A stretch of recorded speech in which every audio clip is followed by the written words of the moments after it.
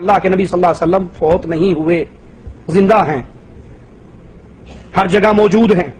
تو وہ قبر مبارک کس کی ہے؟ صحابہ نے کس کو دفن کیا؟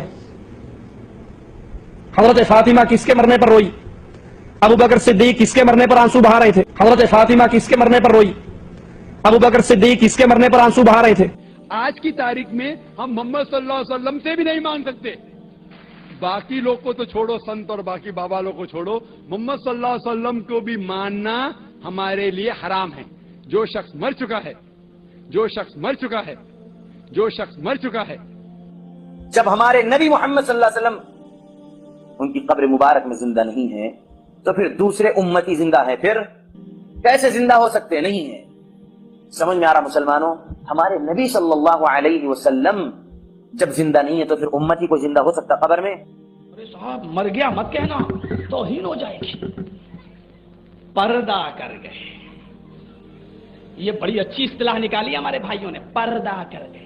تم کتنا ہی اچھا لقب لے لو، پردہ کر گئے، زندہ ہیں، باحیات ہیں، پردہ کر گئے، وصال کر گئے، وفات کر گئے، کچھ بھی کہو، ان کو زندہ ثابت کرنے کے لیے کتنے ہی اچھے القاب سے تم پکار لو، لیکن حقیقت یہ ہے کہ جناب محمد رسول اللہ اس دنیا میں موجود نہیں ہے. اگر ہے تو مجھے بتاؤ، اہل حدیث کا یہ گناہگار بندہ محمد رسول اللہ سے ملنے کے لیے جائے گا. مجھے ایڈریس دو، مجھے پتہ بتاؤ کہ زندہ ہے تو کہاں ہے. الله حرم على الأرض أن تأكل أجساد الأنبياء فنبي الله حي يرزق. کیونکہ حضور اکرم صلی اللہ علیہ وسلم تمام کائنات کے لیے رحمت بنا کر بھیجے گئے.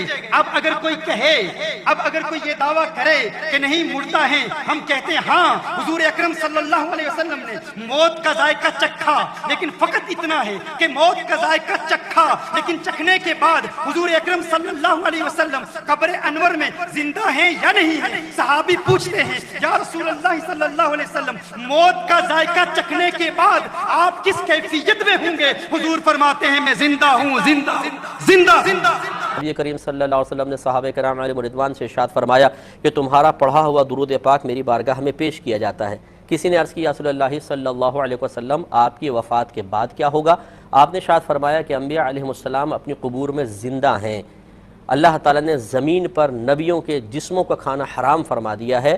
انبیاء علیہ السلام اپنی قبور میں زندہ ہیں، انہیں رزق دیا جاتا ہے. یہ سری حدیث موجود ہے، لیکن انبیاء علیہ السلام کی حیات کا شعور ہمیں حاصل نہیں ہے. قرآن سے اس طریقے سے ثابت ہے کہ شہداء کے بارے میں سری آیت موجود ہے. اللہ تعالیٰ نے ارشاد فرمایا جو اللہ تعالیٰ کے راستے میں قتل کیے جائیں انہیں مردہ گمان مت کرو، وہ زندہ ہیں لیکن تم ان کا شعور نہیں رکھتے ہو.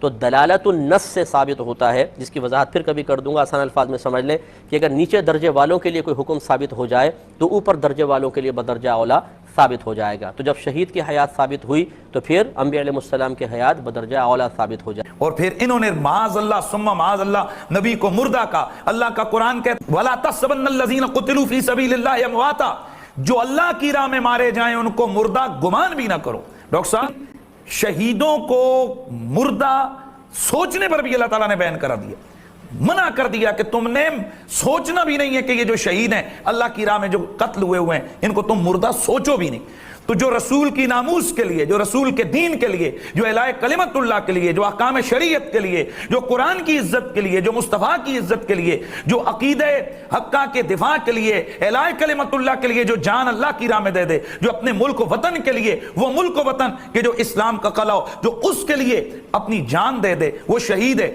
اس کو شہید کو مردہ سوچنا بھی منع ہے.